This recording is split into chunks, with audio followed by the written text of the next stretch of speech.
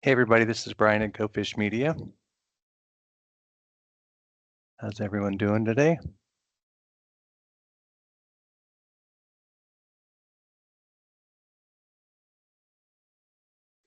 Okay, so just a full disclosure, I am new to using Teams, so we're kind of learning this as we go. So hopefully everybody can hear me okay. I think there's a chat option here somewhere. Here we go. So if you want to put anything in the chat, you can. I think there's a Q&A section here as well. You can put in questions if you'd like.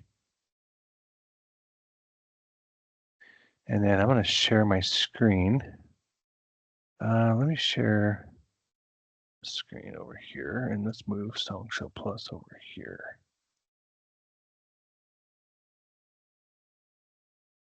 It'll let me? No, it will not. Okay.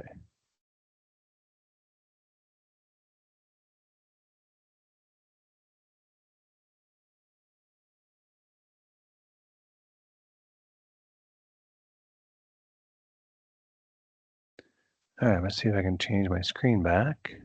Let's do this.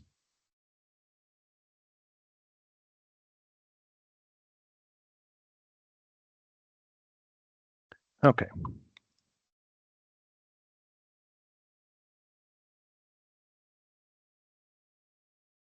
All right, so it is officially 1 o'clock on the dot, my time, Mountain Time.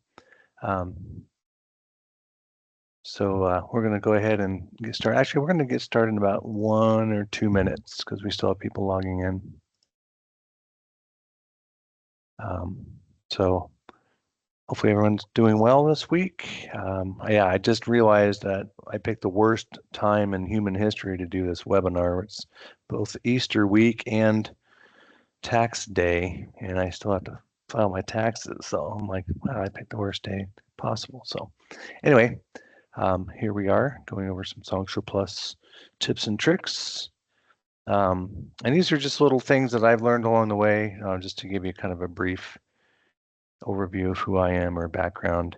So I came to work here at Go Fish Media in 2007, and I've been a worship pastor for 30 years, and half that time I was doing tech ministry as well.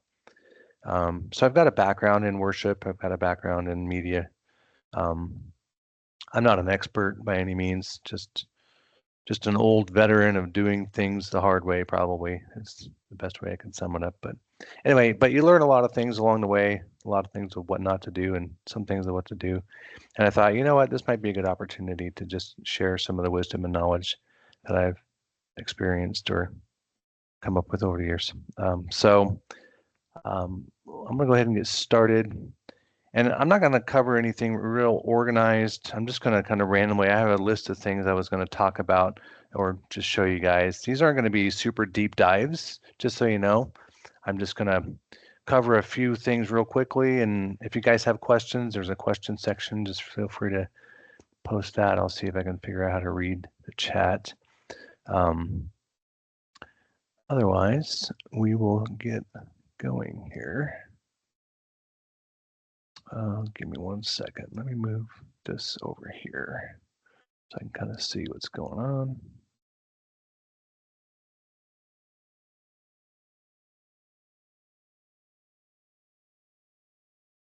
So I want to see this chat. Okay, here we go.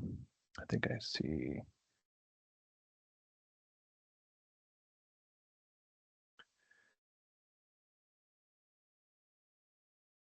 Okay. So the first thing I want to cover is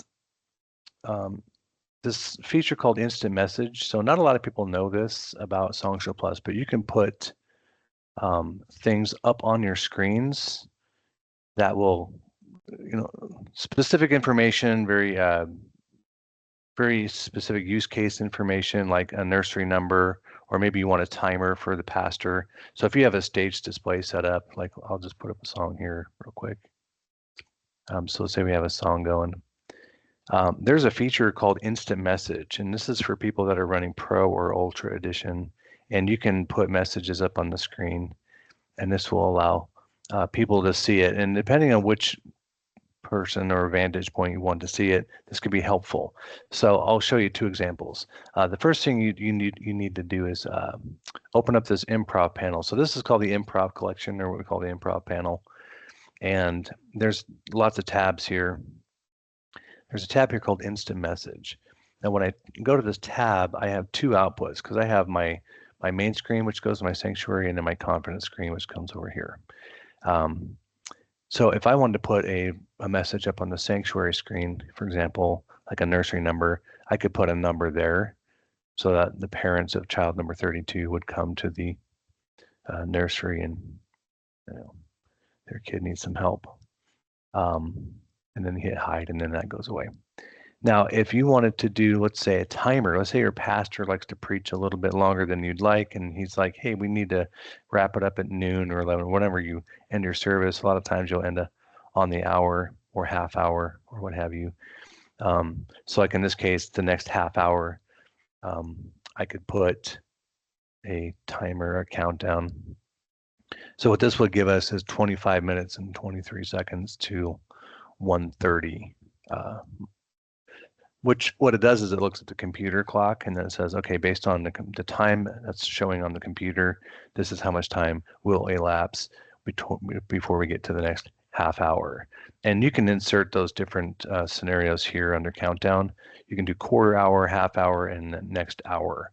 So on the hour, on 15 minutes, on 30 minutes. And that's a good tool to use for people that are speaking, or you can even put a custom timer. There's actually an overlay over here for putting in videos if you want to do like a 2-minute timer. So maybe you're doing testimonies, it's youth group, and you're like, okay, we're going to do a testimony and everyone gets 2 minutes. You can put up a little clock that says, okay, 2 minutes, go, and things like that. Kind of just keeps things running smoothly. So instant message is a great feature. Not a lot of people know about it, but I use it all the time. Now, just to preface, kind of to go back and maybe do more of a little intro or whatever. A lot of what I'm going to share or aspects of what I'm sharing in today's class is covered in our training videos. So if you guys aren't watching the training videos, first of all, make sure you do that because it covers a lot of this material and you can learn a lot. But if you wanted to know more about, like, for example, the settings for instant message, hold on, I gotta turn this. I don't know how to turn my phone off, but I'm getting a phone call in the middle of my class here. Okay, sorry about that. I was wondering how that was going to work because my setup is fairly new, so I have a whole new VoIP phone system, and it's all software based. So I don't have a way to turn off my phone or to block it. So, anyways, I'm hoping not to get a lot of calls during my presentation, but if I do, I apologize. So anyway, to mention what I was just saying before, a lot of the material that I'm going to cover, I have more information on the website in our training videos. So if, like, for example, the settings, if you want to know how to put these instant messages in the corners and things like that, then you can watch that video. Okay. So here's one I know that a lot of people don't know, because anytime I show it, people are like, oh, I've never known that before. And that is how you can apply a background to things like songs or scriptures extremely quickly. Now, what I mean by that is, let's say that we have this song, East to West, right? If I wanted to apply a background to this song, traditionally, I would go to Properties, Slide Properties, Background. Then I have to check the background box. Then I have to decide which kind of background do I want, image or video. So let's just say image, for example. Then I need to find the folder, look through my other folders, or just, maybe I'm on the folder that I want already.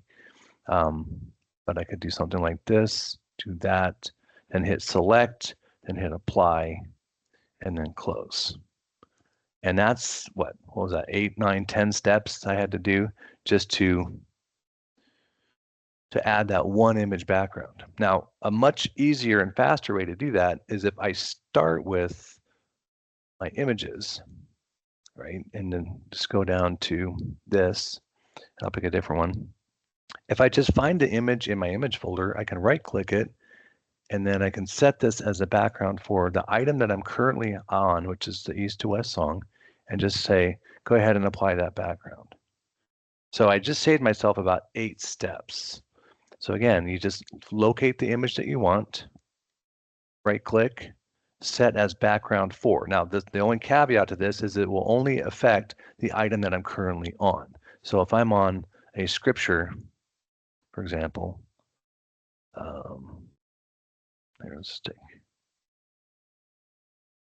right? If I'm highlighting a scripture and I do images, right? We'll do this one. Oops. Says background 4. You'll notice that it selects Ruth 1:4 because that's what I'm currently on right now, right? So that's the only caveat, is to make sure that I'm on the item that I want to use. But anyway, that's a really easy way to apply a background basically instantly. I just have to find the image, or the video works for videos too. So if I, for example, if I go to videos and I don't know if I have any decent ones. Let's see, let's go to backgrounds. These are all old. Don't judge me. I have all old backgrounds, but you know, I could do a video background too. Okay, so there's our video. I'm sorry, I was presenting myself still. So there's our video. Now, organization, I wasn't going to really cover this per se, but one of the things that most people, well, I wouldn't say, well, I don't want to say most people, but some people, and you know who you are, is sometimes we get a little disheveled, I guess would be the best word to say, when it comes to organization. And but what I mean by that is a lot of times media files, right? If we're in SongShow Plus, most of these categories like slideshows, images, videos, audio, things like that, everything except scriptures and songs, they follow a traditional folder file structure. So if you're used to file management in Windows, SongShow Plus is very much Windows oriented. In other words, you can have folders and files just like you would in Windows. In fact, these folders, these tabs, literally have folders on my C drive or D drive or whatever drive that you're using. I think I'm using a G drive, network drive here at work. And so these are actual literal folders and literal files on the drive, and these tabs are pulling from that. And the reason why I bring that up is because a lot of times we want to organize, right? Now, I tend to like to organize, and sometimes I can be a little bit too OCD where I have too many folders and too many options, and I have maybe a timers folder, and then I have an Easter timers folder, but then I have just a generic Easter folder or whatever. And you know, you kind of just have to pick and choose what you want to do. But one of the biggest mistakes that I learn, or that I see with customers, is they don't have a really good organizational structure with their files. And where that can become problematic is when you're looking for something quickly. Now, those of us that are on the more Pentecostal or evangelical persuasion, we tend to fly by the seat of our pants. Some of you are a little bit more organized, which is good, but sometimes we're a hot mess in our churches. So keeping things organized, the reason why I bring that up is because organization can help save you time.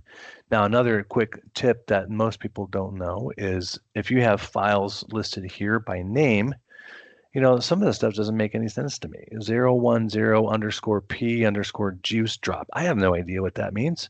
None of this stuff makes any sense to me. So a lot of times I'm going to use thumbnails, right? So if I'm looking through images or videos, I always use thumbnails. I make them as big as I can so I can actually see what I'm looking at.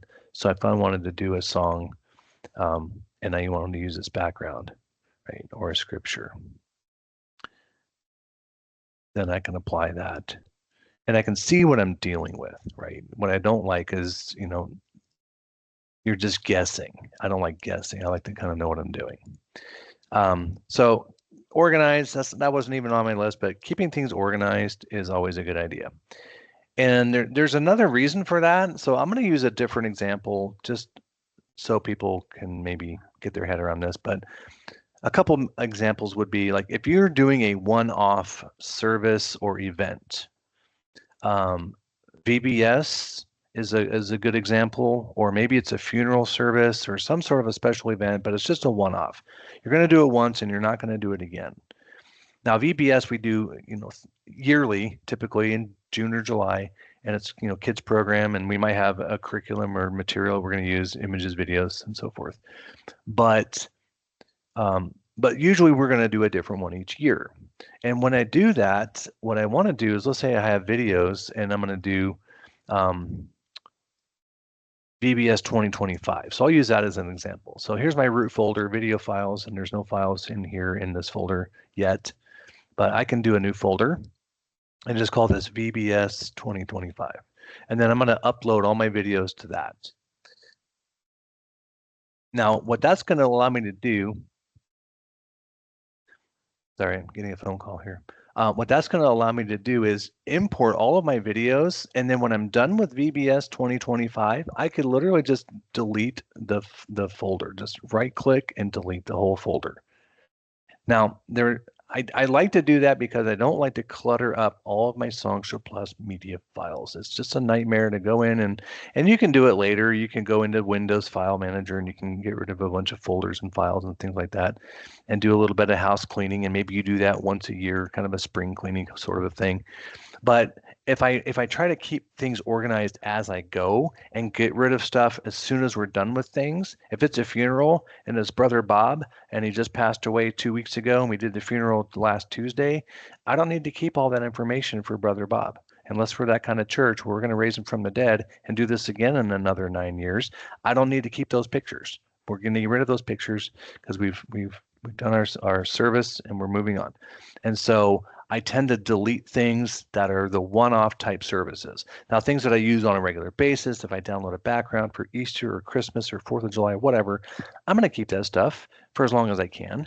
And, sometimes it looks dated, but that's okay. I can maybe reorganize it and archive it as, okay, this is something that I might use. This is more retro type of a vibe.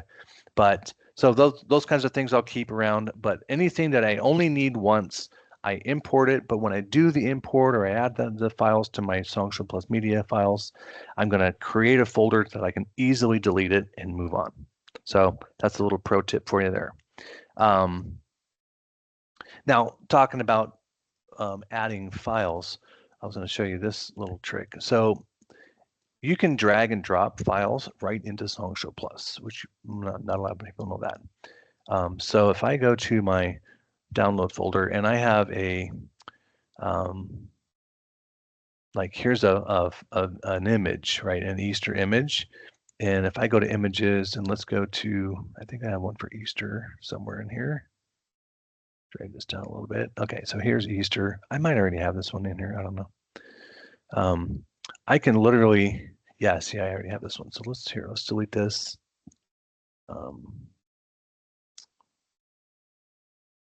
Okay, so now that's not in there. Now, if I wanted to add this image, I can go to my downloads folder. So I'm just in my Windows File Explorer. I'm looking at my downloads, and then I can just click on this and just drag it over here to where it says Easter. That's my Easter folder. And it will literally just add that right there. So I can just drag and drop files right into SongShow Plus folders. Now, the only caveat is you can't just drag and drop them into your program panel. You can drag and drop from media files panel to program panel, but I can't drag from my desktop to program panel. I have to drag from desktop to file folder, then from file folder to program panel, if that makes sense. So drag and drop, that's a thing. You can put files into SongShow Plus that way. You can also add items to your program. Speaking of drag and drop, you can also move things around, right? So don't forget you can drag and drop in your program, move things up, move things down in your list of things to do. While we're talking about program panel, sorry, I'm gonna cross off these as I go. Here's a big thing that I see a lot with churches, and I was guilty of this for the longest time. organizing your program. Now, again, this is more subjective, right? I'm big into organization because I tend to get so much thrown at me on an average Sunday. It's like putting out 10 fires, which I was just telling a customer earlier this week. We were laughing about it, but it seems like every ministry, other than maybe children's ministry, they're like herding cats in that ministry, and there's no way in God's green earth you'd ever get me to volunteer for children's ministry. Although I'm going to be honest, being a worship pastor is a lot like being in children's ministry because let's just face it, worship team people can be a bunch of babies. But moving beyond that, I find that I have a lot of things going on. And so the more organized I can be, the better. And one of the biggest things I see that churches don't utilize is the organizational methods or opportunities we have in the program panel. So, for example, if I go here and go to service section, I can do a pre-service kind of a header, right? And then I would put things like my slideshow, and let's just do an announcement loop. And then we can do a timer, videos. Grab a timer, drop that in there. Okay, and then we'll do like our worship set. So we'll go to service section. So these are called service sections. So you just click here, go to service section. Here's our worship set. Let's put that down there. And then we might do a few songs. So we'll just do that. Okay. Then we might do offering. I don't know if we have one of those for offering. Let's see. Video. Yeah. So here's offering. Maybe we do a graphic. And then, message and things like that, right? So let's just add message.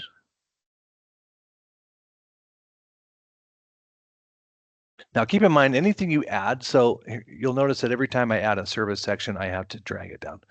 Now, the reason for that is because whenever we're on an item and then we add an item, if we push the plus button over here or we do something over here, it puts it above what I'm currently on. So if I'm highlighting Emmanuel and then I add a service section, we'll just do liturgy, for example, it puts it above Emmanuel. So I have to bring it down.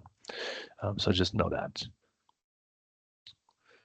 So message, we could do some scriptures. Let's say, you know what, let's do Matthew 28.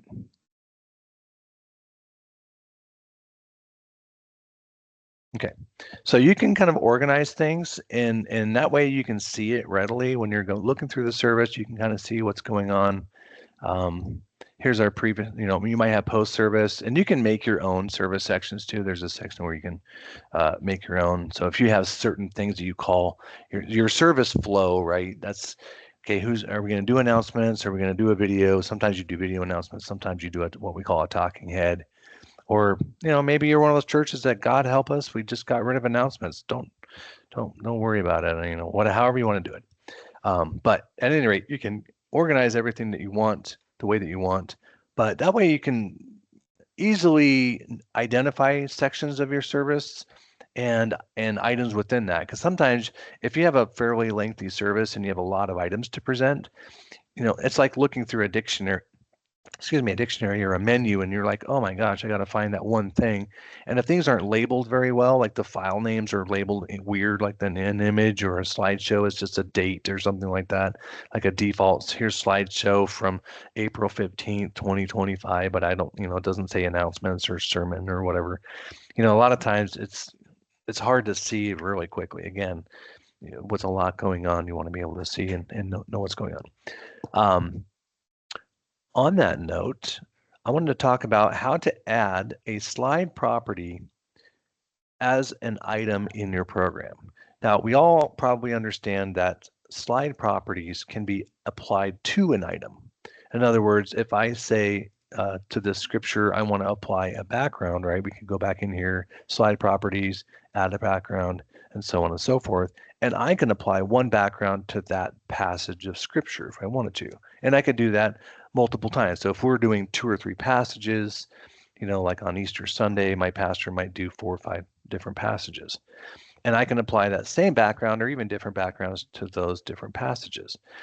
But one thing that you can do is apply a slide property as an item in the program. And when you do that, everything below that applies to that media type will inherit those properties. So I'll show you what I mean. I'm going to right click this line right here, and I'm going to insert slide properties for scripture. Now here we're going to add an image, and let's go to Easter, and we'll just do, let's do this one. Okay, we're going to select that and apply that. All right, so right now we've got Matthew chapter 28. Here, let's get rid of this. And let's do Matthew 28. Oh, you know what? I want to get rid of this timer here. Instant message. Sorry, 1 second. Okay. So here's just like a, the default blue, gradient, not gradient, but, the basic background.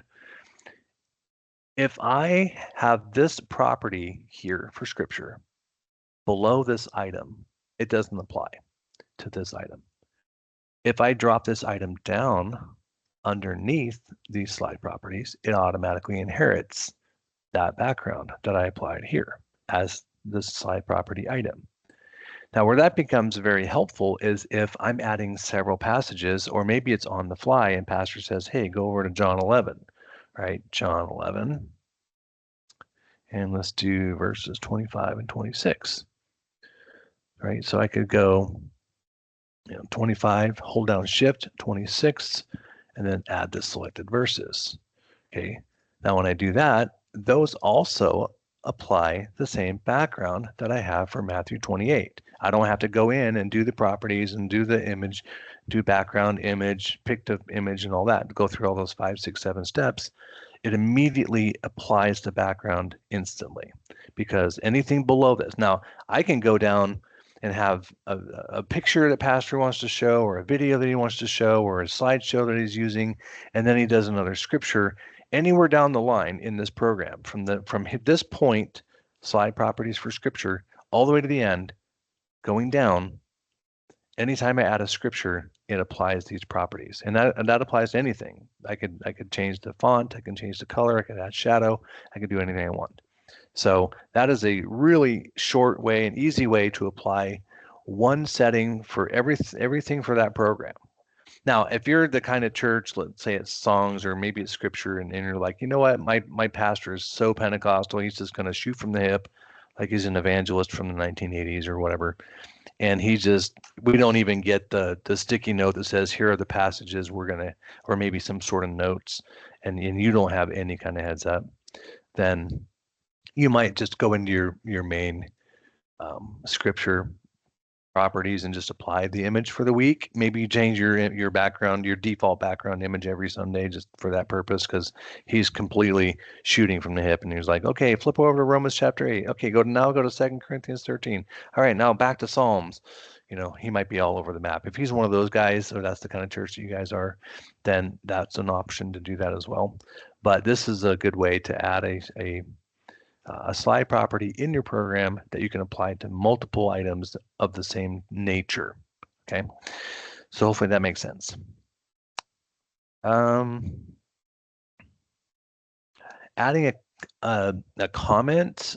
I was trying to think of a good example for adding a comment, but sometimes you'll have things in your service that somebody, like maybe the pastor's like, hey, we may or may not do this. Which we'll come up to quick list and queued list here in a second, because there are features specifically for those scenarios. But if it's something that I need my media volunteer to kind of have a heads up on, I can add a comment. And again, I'm trying to think of a good example, but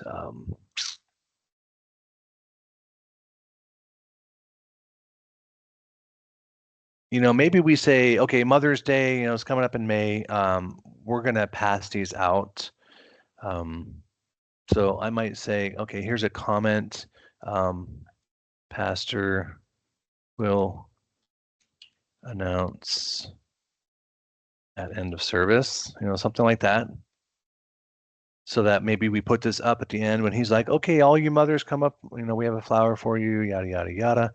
I can put a note on there that will give the media operator, just some kind of a heads up on what we're doing with this item. Because sometimes, you're like, oh, a row stem picture, great. What is that all about? What are we doing with that?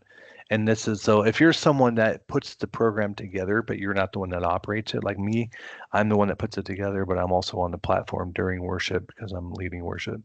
Um, I'll put notes. So if there's anything I need my media volunteer to be privy to or aware of, I put a note or a comment. So you can use comments to just give people a heads up on what's going on. Here's another one that's not on my list, but there's this background slider right here for brightness. Not many people know about this. If you have a background that's particularly bright and you want to lower the brightness of it, you can drag it down to nothing or bring it up to complete white. But and you can adjust that for anything. So if you go to this background, which that's probably a bad idea or a bad example, but anyway. You can change the background. Now that doesn't work for videos. Like this is a video file. I don't have, because a video object doesn't have a background. So just keep that in mind. The video itself plays. That's not a background. That's a video file. But anything that has a background to it, image background, video background, I can change that brightness just real easily with this bar. There's also a mute button. So there's also this audio level button, which doesn't always line up or show up. It's grayed out.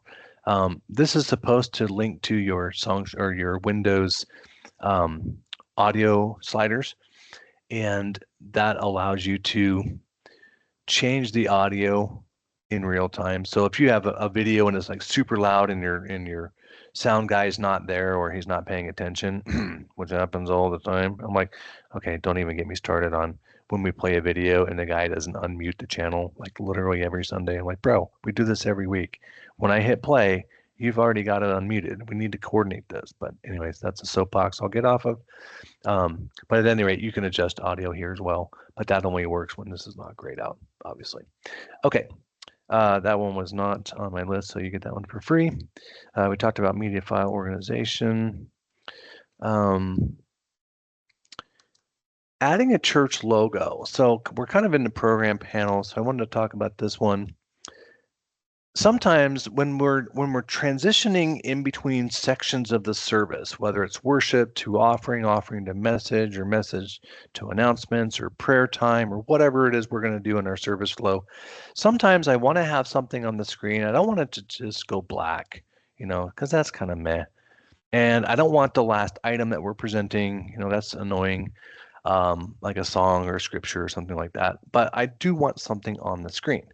So one of the things you can do is you can add a logo, and you can do that both as just a go-to logo, or you can do it as a startup. So like if we close SongShow Plus and start it up, it defaults to the SongShow Plus logo. And you may not love that. As much as you love SongShow Plus, you may not love seeing the logo every time you start it. And you can change that. So I'm going to show you two places that you can adjust things. The first one is this little blank slide button. So it says present blank slide. So if I'm doing a song, if I hit this button, this is basically just go to black, right? And then if I hit, oops, that's a toggle, by the way, on, off. So click it once, it goes off, click it once, it goes back. Same thing here. This is the mute toggle or display toggle, and this just mutes the foreground, right? So this mutes the whole slide.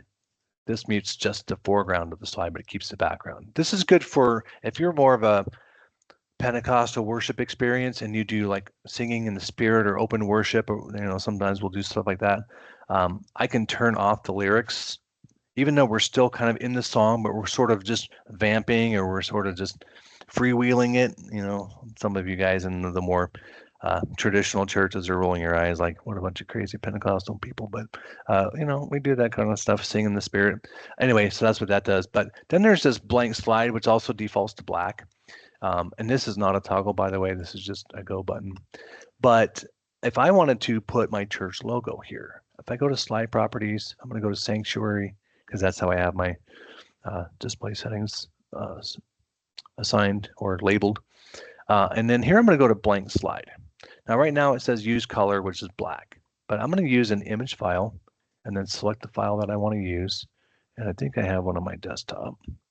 Yeah, okay. I just Googled this. I don't know who Bellevue Baptist Church is, but I just found their logo. So Maybe I owe them a royalty fee. I don't know. Okay, so now I've just assigned that church logo to this button.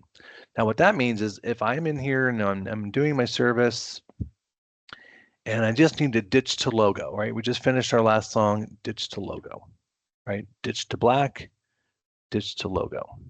So that's what that will allow me to do. Now, if I want this logo to show up every time I launch SongShow Plus, that's going to be in a different area under Preferences. So we're going to go over here to, let me get my thing out of the way. All right, to Settings and then Preferences. And this is going to be the opening screen. And again, I'm going to use an image and then just select that Bellevue image. Okay. Now, whenever I do that, it's going to prompt me, I need to restart SongShow Plus, because anytime you change preferences, you have to restart SongShow Plus to save it. There's not a, when you hit apply, there's another step that it has to write it to the config file. So I'm going to hit yes, SongShow Plus is going to restart here. And then I'm going to see the church logo on startup on my outputs. So now instead of the SongShow Plus logo, we're just going to black. Now I have my my church logo on startup. And then again, if I go to black if I want to, or I can open up this panel. Although okay. So anyway, so that's how you can add a custom logo for your startup graphic or the blank slide button. I was going to talk about quick tip and queue tip real quick, or quick list and queued list. So again, hardly anybody knows about these. So a program, that's pretty self-explanatory. This is everything we're going to do in a given service is for the program. The quick list is for something that I might use on a regular basis, but not necessarily in this particular service. I just need it at the ready, but I don't want to have to dig through my media files panel. So I'm trying to think of a good example, but maybe a timer or maybe a specific song. Sometimes churches have like a pet song that they'll just jump to. They're like, oh, we're going to sing 10,000 Reasons, bless the Lord, oh my soul, And so that might be kind of your go-to song, or maybe your pastor has one of those. He's like, let's sing How Great Thou Art, or whatever, right? And so you can add anything to this quick list. So let's get rid of these because these are old. And what quick list does is, I don't know if I have How Great Thou Art. That's fine. We'll do this one. Okay, How Deep the Father's Love, Stuart Townend. So let's say that we're in our program and then I have my quick list. What happens is if I close SongShow Plus and restart SongShow Plus, this item stays forever on my quick list until I take it off. That's why we saw those other two items that didn't exist because I had moved them or deleted them since then. But this will stay. So even if I do a new program or restart SongShow Plus or whatever, why can't I do a new program? Oh, that's weird. This will stay here. Now, the queued list is also a temporary, or we may or may not use this, but this is temporary. So this could be a graphic. Maybe pastor's doing a message on the Middle East and he wants to show a picture of Israel in ancient times or whatever. And so he sends me a link to a picture, says, here, we might play this, we might show this, not. Maybe not. Have it ready just in case. I could put it in my program list and just maybe make a comment and say, we may show this, or, put a question mark or maybe, or something like that. Or I could add it to my queued list. Now, the difference between that and the quick list is that the queued list, let's just add something over here, is that this will be removed when we restart. So let's just close SongShow Plus and restart it. The quick list will stay. The items on the quick list will stay. The items on the queued list will be removed on a restart. So quick list is there, queued list is cleared. So again, those are just some other organizational methods. Now, if you're going to use this, you got to make sure your media team knows that there are other tabs, because they probably have never even messed with these tabs, and nor would they think to look there. So if you're going to use this, make sure you educate them on where to look during certain things. So a pastor's like, hey, show that picture of Israel real quick. If they don't know to go to queued list, then they're going to be lost. So I guess you could put it in the program, but anyway, that's what quick list and queued list will do if you ever want to use those. Um, Speaking of really quick things, I'm touching on a lot of things that are more spontaneous or just not your norm, because we all understand how to put a program together. We all understand, okay, these are the songs we're going to do, these are the scriptures we're going to read, and so on. I think we all understand those basics. But these are some quick ideas, again, the idea, tips and tricks on those spontaneous or very offhanded things, or you get the sticky note. So here's an example. Somebody walks up to me and they hand me a little sticky note. They're like, Brian, Pastor wanted me to give this to you. Sister Betty fell, she broke her hip, and she's in the hospital, and we want to let people know how they can reach out to Sister Betty, bring her flowers, whatever. So there's a feature here in SongShow Plus called the quick slide. So if you go to quick slide, which is this little guy that's running, I guess, you have like a basic word processor here, and you can type things in here, and you have a few little formatting options that you can do. But by and large, you can put anything you want in here. So I have a little script I was gonna just pop in here so I don't have to type it.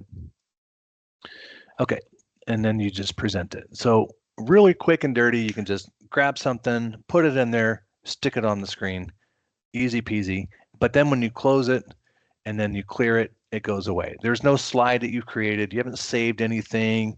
It's just a really quick one-off, get it on the screen temporarily, and then get it off the screen and move on, right? You don't even need to track it in any way. You don't have to delete a file or folder or whatever. It's just literally just on and off and then gone. It was so temporary, just like a sticky note. You just take it off, you crumple it up, and you throw it in the trash, and you don't deal with it again. So that's how you can do quick slide. Quick slide will also use your default background, just in case you're wondering. So if I put this information in here, it also, and the reason why I have some spaces and stuff like that, because if I just type here like this information, it's gonna left default all the way to the top corner. So I don't like that. I want it to be centered, but there's not really, I mean, you can kind of center this a little bit. But it doesn't center it on the slide. So, if I do that, it's going to do that, put it at the top, which I'm not a huge fan of that.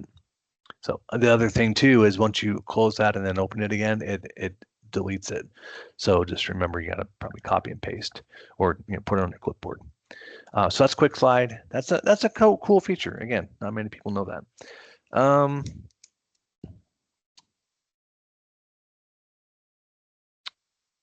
What else do we want to talk about? Kind of want to get into Slide Builder for a little bit. So let's open up Slide Builder. I think I have Slide Builder down here already open. So there's a number of things in Slide Builder that people can use to really make things easier. So one of them is called a color pick tool. This came out in, I want to say, late version 7. When it came out, I was super excited about it. Because I didn't, this was one feature I didn't know I needed until I saw it. And then I'm like, oh my gosh, where's this been my whole life? Okay, so here's a slide. And what I want to do is change the font color to match this yellow outline or whatever of the finger right here. I want to match that. I can just go into my text properties and manually try to do that. So if I go to properties, I'm going to go to fill, and then we have this kind of teal color right now. I could go in here and try to match it, like do something like that, and then go, okay, and then play with these sliders.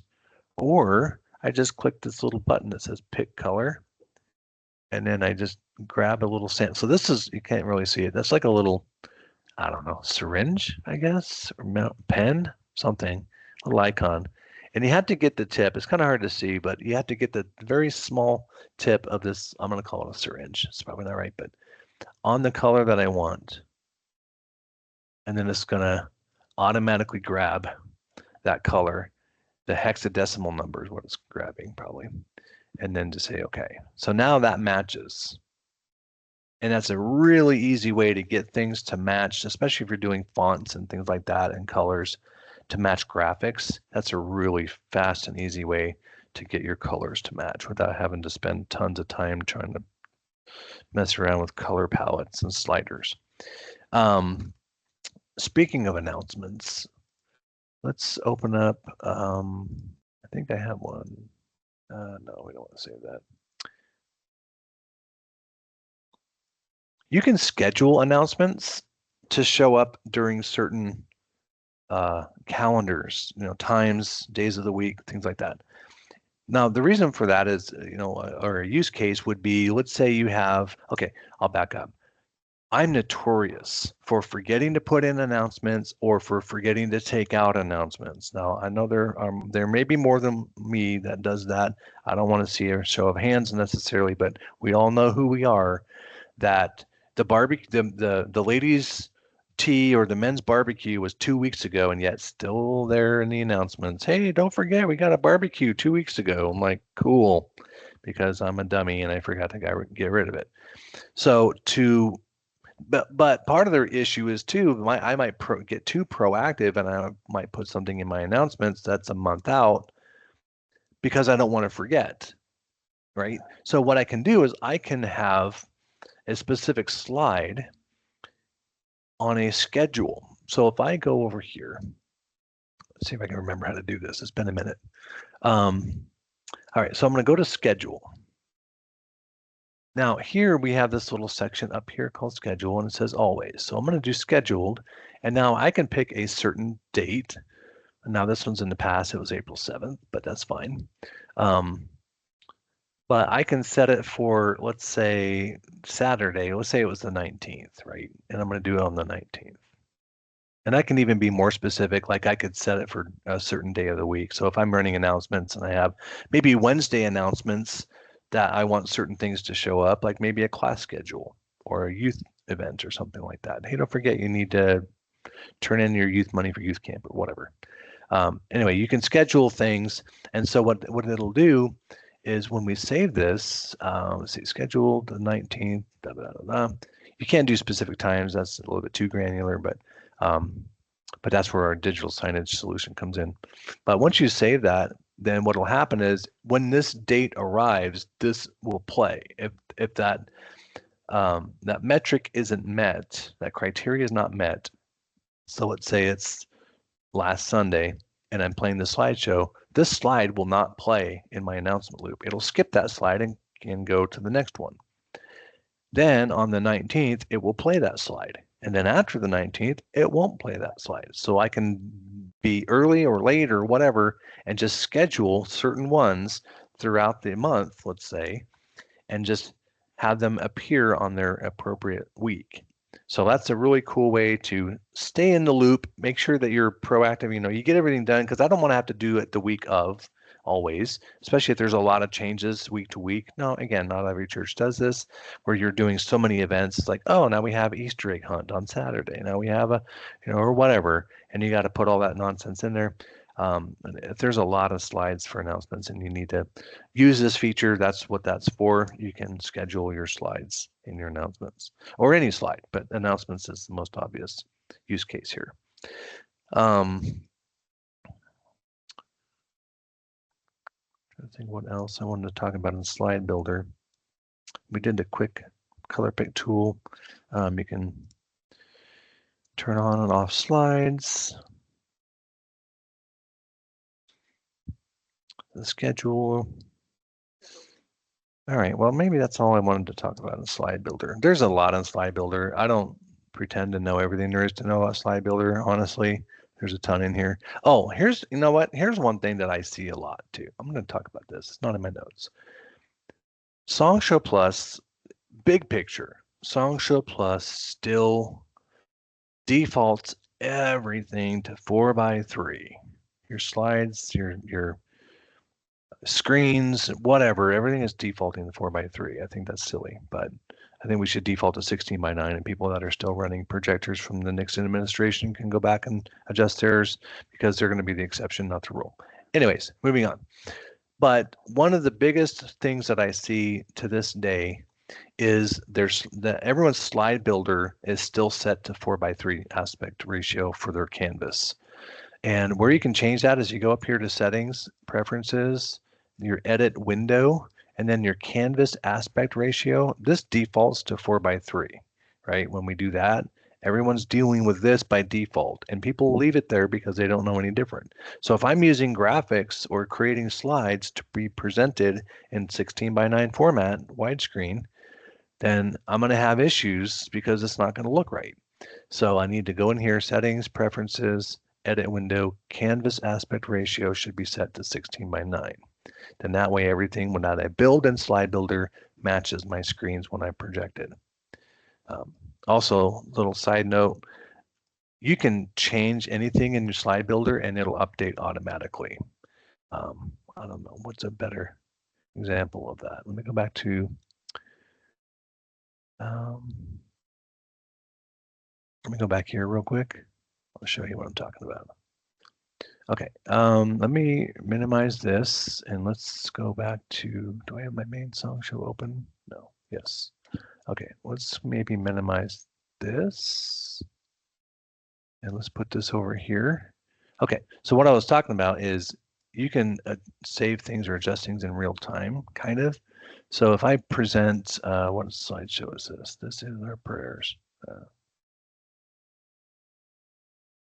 Prayer slide youth. Okay, let's present that. Okay, so see where it says want prayer come forward. If I edit this text box and move it, down, let's say, the moment I say, so watch this media control panel screen right here. When I hit save, you'll notice that it's going to drop immediately. So as soon as I make a change, even if I'm presenting my slideshow, it'll update in real time. So where that can be handy is if, let's say, it's a sermon notes and your pastor had a bullet point and maybe there was a typo in the bullet point. Not that pastors would ever have a typo, but we're all human. You could fix the typo and update it on the fly. So there you go. You can save a slideshow and it'll update in real time. Let's go back to the main SongShow Plus for a second. There's a few things. Program panel. Another thing that people don't know is you can add your verse order, which I don't know if I have any verse order here. Okay, if we do a verse order for a song, right, we're going to sing it in a certain order. Verse 2, chorus, verse 3, chorus. We're going to do bridge, and then we're going to do verse 4, and then we're going to do chorus 2. Okay, Lord, this is a long song. Okay, so we did all that verse order, but then I don't remember what it was. I can go over here and show verse order, and it'll tell me exactly what the verse order was that I just applied. So if I have any doubts, I can apply that.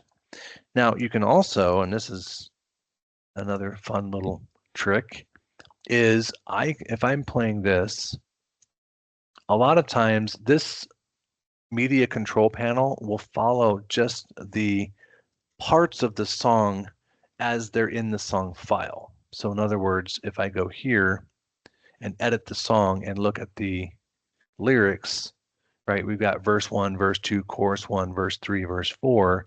By default, this panel will just follow that same order.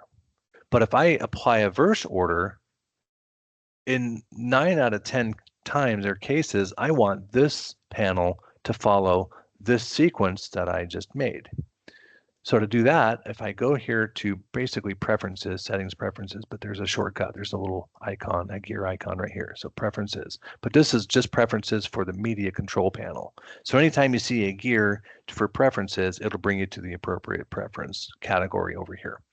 I can set this to my specified verse order. So instead of using the default, right, which is this first one, default verse order, that's just how the song file is. Verse 1, verse 2, verse 3, chorus 1, verse 4, chorus 2, bridge, whatever.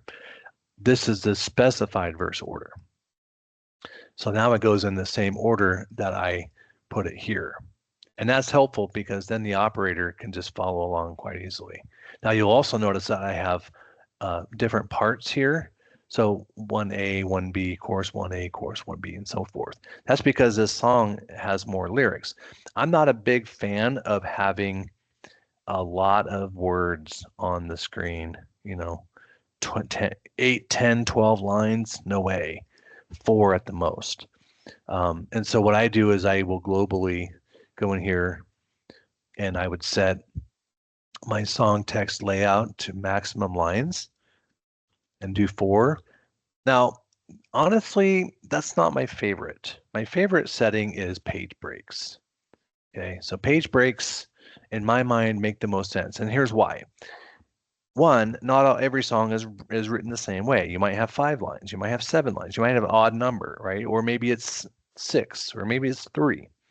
And if I do 4 lines or 2 lines or whatever, SongShow Plus is just going to systemically say, all right, everybody 4 lines. And one guy's like, hey, I have 5, then that's fine. I'll get the first 4 lines on the first slide and then line number 5 on the second slide.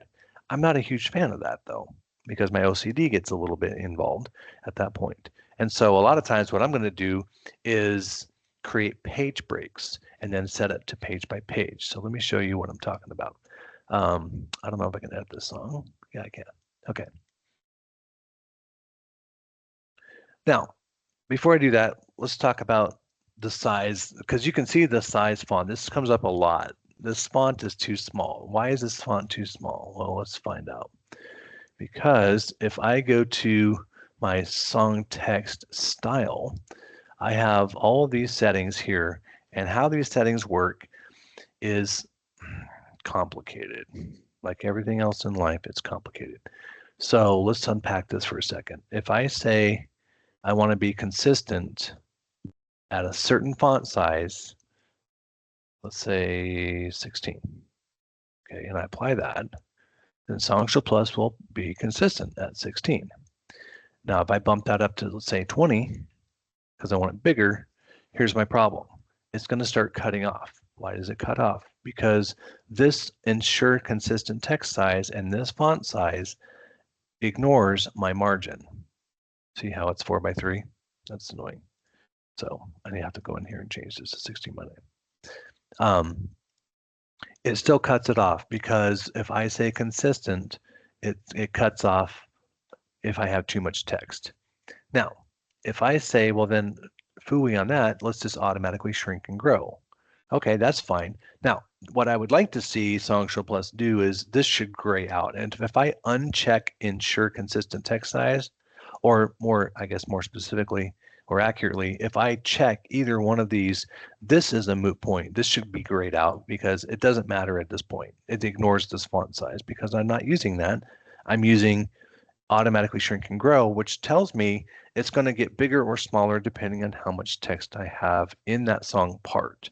And it also then obeys the margins. So if I bring in my margins a little bit, that's too much, maybe like that, like that. I don't like the words touching the screen. Okay, then I get this number, right? Big, small, big, small, big, small. Not a fan of that either, okay? So song text style ensure, so if I check all 3, this is where the math gets involved, and this is where most people, including my head, explode, because we have to go back to 3rd grade fractions, lowest common denominator, or maybe it's largest common denominator, one of the two. Anyway, what it does, if I say automatically shrink and automatically grow, but go ahead and be consistent, then what SongShow Plus says is, okay, well, we have this amount of room to work with our margin, but we also have X amount of text for the song in each song part. So if I go back and look at the song, what happens is it looks at all these lines. Okay, that's a fairly long line. That's a really long line, dear Lord. Okay, that one's okay, long. And what it does is it says, okay, in order to fit all of this text in the margin correctly, I need to be size 12. And since we're going to make everything consistent, all slides, regardless of how little or much text there is, will accommodate that size.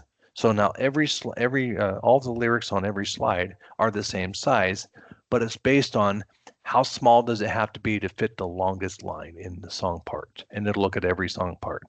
So then what I have to do is go in here and do some surgery and say, yeah, no, this is not going to work. Or, maybe I drop this down a line, do a line break here. Now where page breaks comes in is I say, okay, I want to break this up because I don't want that whole bridge on here. That's 1, 2, 3, 4, that's 6 lines. I might do this, Control Enter, and put a page break.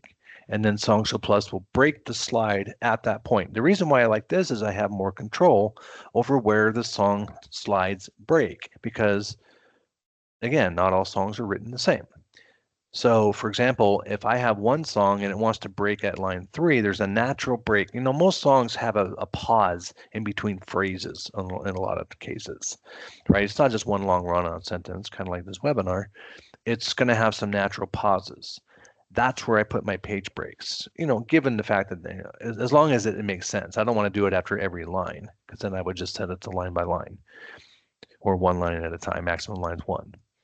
But if it's got, 2 lines in this particular verse, but then in the chorus it's the 3rd line that it naturally has a pause, that's where I want to break it. And so I'll put my page break. So I have to go in here, and then it helps to know the song ahead of time. So if it's a song that you're familiar with, what I do is I just sing it through in my head and just naturally know, oh, here's a break. Let's put the page break there. Now, if it's a new song and I'm not familiar with it, maybe I'm introducing a new song to the worship team or to the congregation, and I need to go in and do it. Or maybe I'm a media volunteer and I'm not super up on all the songs. I don't know them well enough to sing them in my head. I just pull them up on YouTube and just listen to the song. Oh, here's Carrie Job, The Blessing. Okay, well, let's go through the song and listen to it. And then you can hear the breaks, right? And then put your page breaks there.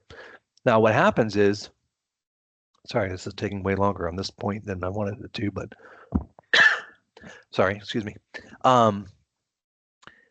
What happens is when I go through this and I start breaking this up, then my text gets bigger. Now I'm going to have to do this for every song part, every line, and every song part. And that can be tricky. It takes a little bit of work, but it can be done. Sorry, I got a tickle in my throat all of a sudden. Take a drink of water. So I guess let me recap, because I just went through a whole bunch of stuff really quickly and was talking real fast. But if in order to keep the font, the text of the song lyrics as big as I can, I want to go into the song file, do a little bit of search, search and rescue or search and surgery, however you want to term that, and just look at the song, especially if I downloaded it from CCLI or SongSelect, I guess. That's already pre-formatted, pre-done, right? That's pre-written up. If I'm typing it in, obviously I have more control over that as I go. I'm like, oh, I'm typing this song in, and that's too long of a line. Let me drop it down, do a carriage return, and put it on another line. But if I've already downloaded it and it's already there, I just go in and look at it and just edit the song and make sure I don't have any one line that has probably more than 5 words, 6 words at the most. If it does, again, on that line, I should have a natural break or a place to breathe, so that when the people are singing, there's like a breath there. That's where I put the break, and just drop it down a line. And then what you get is you get songs that are more consistently large in size of the font. The text is bigger and it fills up the screen better. So that's really why a lot of people have struggles with the size of the font for certain songs and not others, is because the song parts have too many words on certain lines in certain parts. So just know that. Okay, sorry, that was way longer than I planned on that point, but that's a big one. A lot of people struggle with that.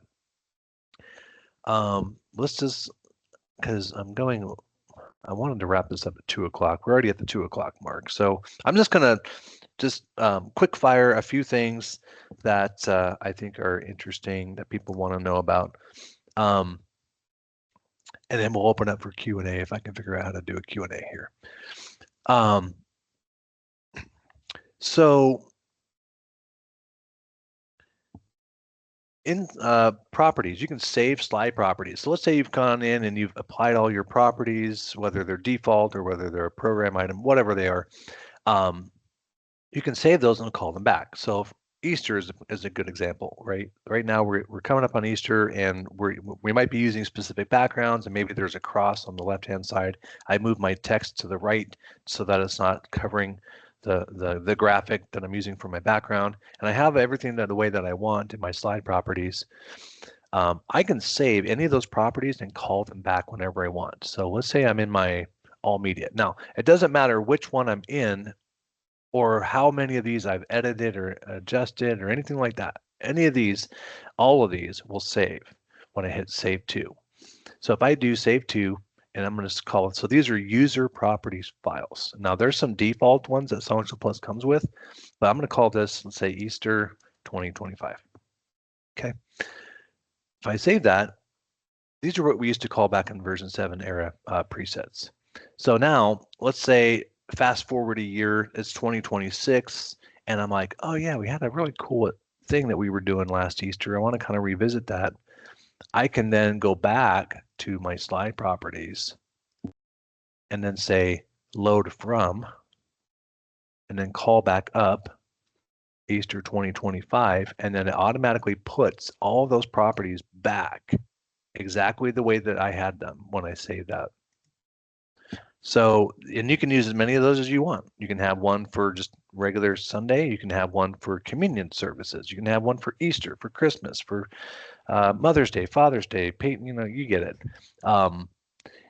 That is huge. And for two reasons. Again, the idea is you can call back certain maybe thematic services that we have throughout the year, or maybe it's more of disaster recovery, right? You get a youth pastor that shows, I don't know what happens in the universe. Maybe this doesn't happen with you guys, but every time my church has a funeral and the youth pastor gets involved to help out, and I use that term loosely. If there's any youth pastors in the audience, I apologize, but I swear to God, this happens every time. I show back up on Saturday to kind of just regroup because I knew we had a thing on Tuesday, and now I gotta just make sure everything is not burned to the ground. And there's like a V. I'm like, bro, what is going? There's a VHS player in here. The monitors are upside down. What the holy heck happened here? He's like, bro, I don't know. Somebody said something about PowerPoint, and there's everything. The whole thing went off the rails. I'm like, clearly. Like get out of the booth, take your iPhone and go away, and you're grounded. And I had to put everything back, and all my properties, my panels are all jacked up, and I'm just like, good Lord. So this is a good way to put everything back, is to reapply or load your settings, go back to that. You can also, here's a pro tip, if maybe he turned off a panel, he's like, I couldn't find anything, I was just clicking things. He's like poking things with a stick like a Neanderthal. And I'm like, good grief. You can, reset your default panel arrangement. That's like a good go back to square one option. Speaking of layouts, you can have different layouts, and you can do this by workload or workflow. You can have a build layout, a presentation layout, or you can have it by volunteer. Bob, Susie, Mary, Jane. You can also rename them, so you can call layout one, main. Whatever you want.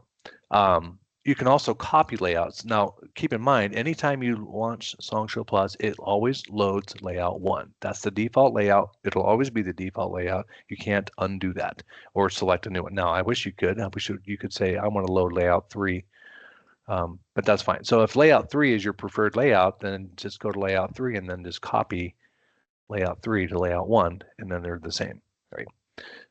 But you can have different layouts. You can turn off panels and rearrange stuff. So what I like to do is I like to have a layout for building things. So maybe I'll turn off this panel. I might even turn off both of these top panels and just give myself lots of room, media files and programs. And that might be my build layout. So I could label that, layout 1 called build. And then my second layout could be presents, and I might go the other way. Ooh, that's gross. Let's default that. And maybe I minimize this, keep my program. I could even maybe close my media file if I wanted to get crazy. And just give myself more room here. I usually turn this display monitor panel off. I don't need it because I can see the screens pretty easily. I don't care what the worship team's doing, honestly. And you can also resize these. Sorry, I'm just kind of shooting from the hip. All these things are not even on my list, but you can resize these thumbnails. There's a little arrow here. You can drag these, make them smaller or bigger. But I like to just use thumbnails here and program panel here. So this might be my presentation layout. Something like that. So now I can build and then present, right? Or you can do it by volunteer, whatever you want, but that's what layouts do. Just remember layout 1 or your first layout, it's always the default. So I'm just checking the chat real quick. So Peggy had a question. What was the app outside SSP? So you're probably talking about the slide builder. Slide builder is its own application. You can actually launch it on its own. You can even use it so I can pin it to my taskbar. So I can, I don't even like I have this pinned. So fun fact, you can close SongShow Plus entirely and still open Slide Builder by itself. So Slide Builder, for those that don't know, this is kind of like PowerPoint, right? But it's your own native slideshow.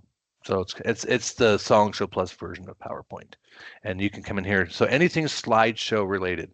Now, I guess, and again, I don't want to belabor this point, but terminology is tricky in SongShow Plus because there are so many things that maybe overlap or could be misconstrued. Slides, everybody assumes that songs are slides and scriptures are slides. And while that's true, yeah, you're presenting a scripture, it's not the same as building a slideshow in PowerPoint. A slideshow in PowerPoint is a slide in a slideshow, meaning you have multiple slides, and you're building everything as you're building the slideshow. Here's the text box, here's the font I want to use, here's the color of the font I want to use, here's the background image I want to use, and so on and so forth. And in order for me to edit that or change that, I have to go into the slide of that slideshow and change and edit. Whereas SongShow Plus works on a whole different principle of kind of a dynamic approach, which means if I present a song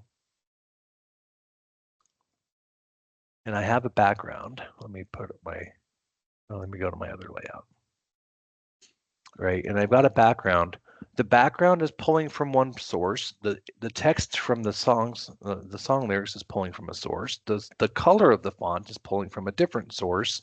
The shadow on the font is coming from a different. The color of the shadow of the font is.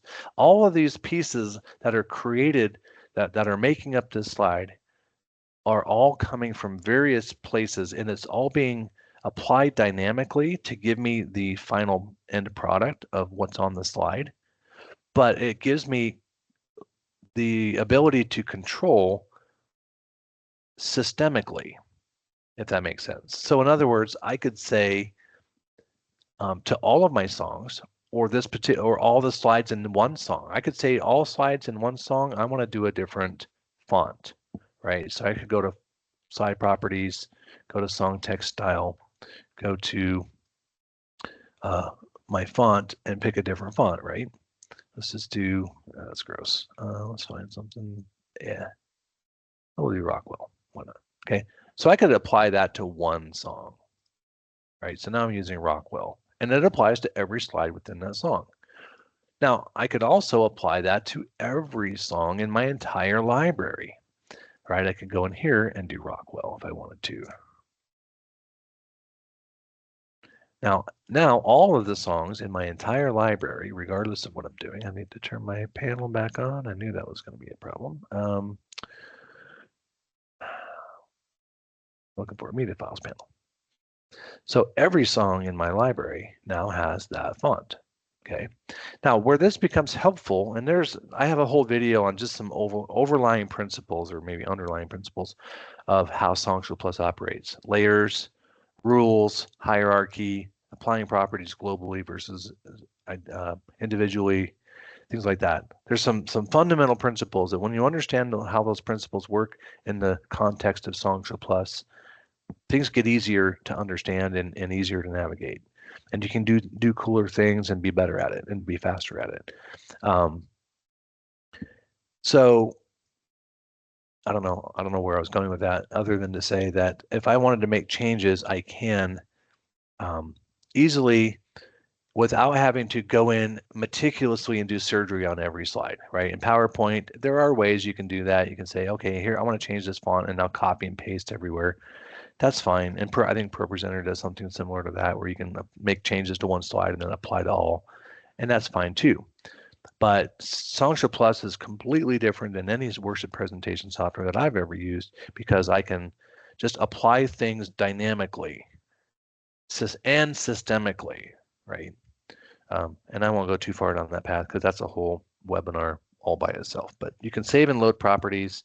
That's a good one.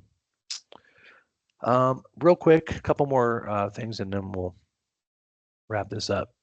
NDI, this comes up a lot. People want to use NDI. This is a feature that came out with 9.1. and you have to be Ultra Edition to use this feature. But if I wanted to do an output to vMix or live streaming, whatever, lower thirds, I can turn on like lower thirds, for example, and call this streaming, live stream. We'll call it live stream.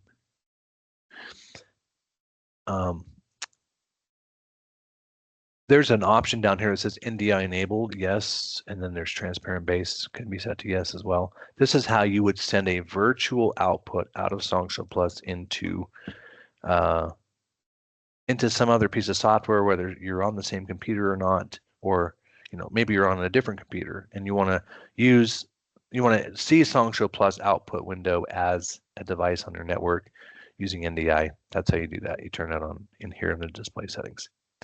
You can also adjust your slide properties for lower third. So if you enable the live stream and you want songs to be lower third, right, you can do that. You can do scripture. I also had to point out to the developers, I'm like, hey guys, I know this says lower third, but this is 75% and 25%. That's a quarter, not a third. Just saying this would be 66 and 33, but I don't want to bust your chops on the math. But for those of us who thrive on math, just pointing that out, boys. Okay, so that's how you do that. NDI. Not sure what that was.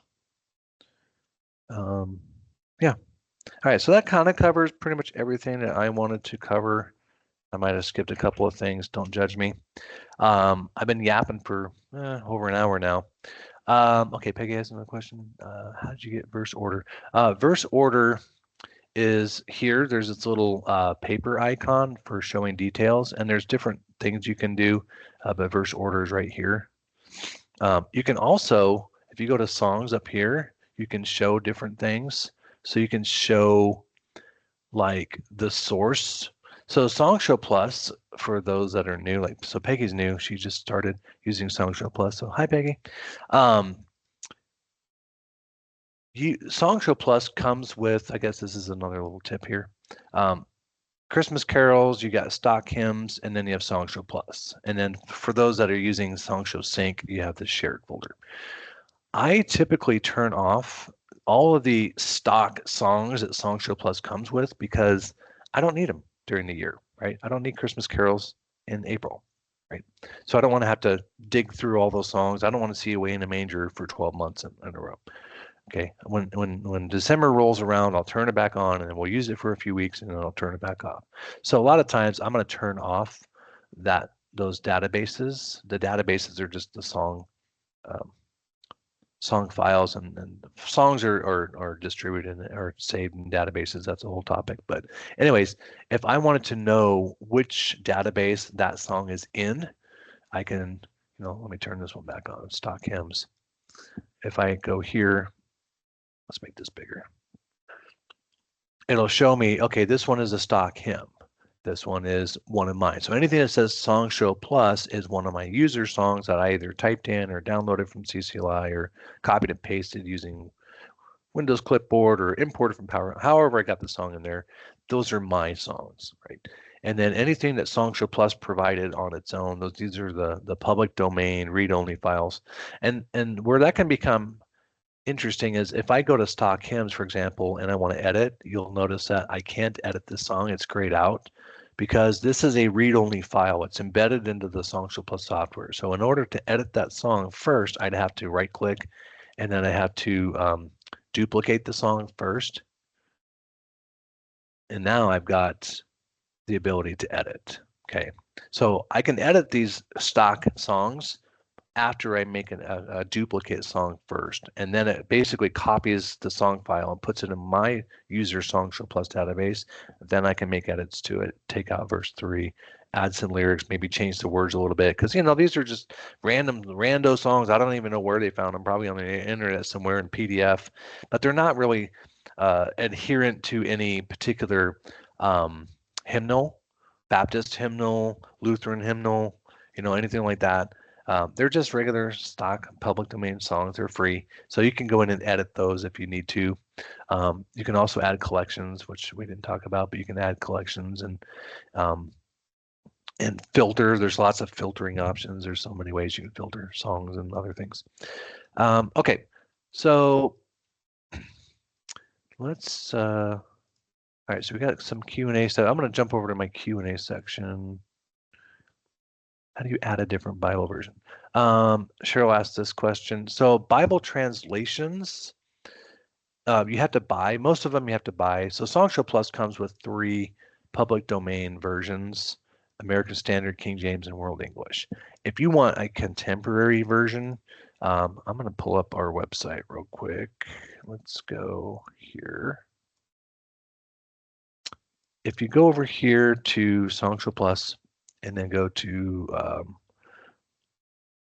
software. So I'm on gofishmedia.net. This is our website. Go to software, SongShow Plus, and then there's Bible translations.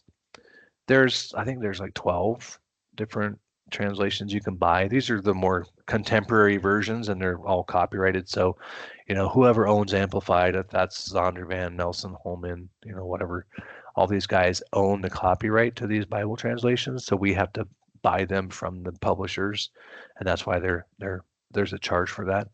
But you can buy any of these and then just add them to your SongShow Plus software.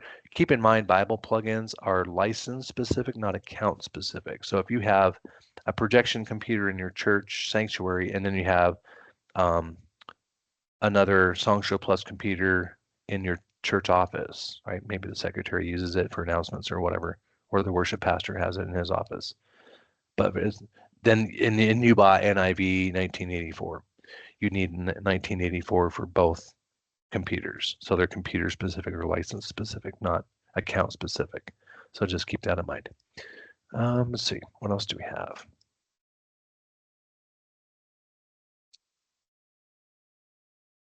All right, that was the only question. So let's see, let's go back here.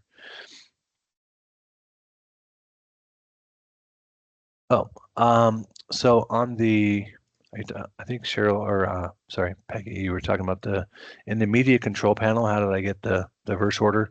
You go to gear icon, preferences, song media control, and then here for arrange preview image, I just used the specified verse order. And then it just shuffles. So if I didn't have a specific verse listed in my verse order, it wouldn't even put it in this panel.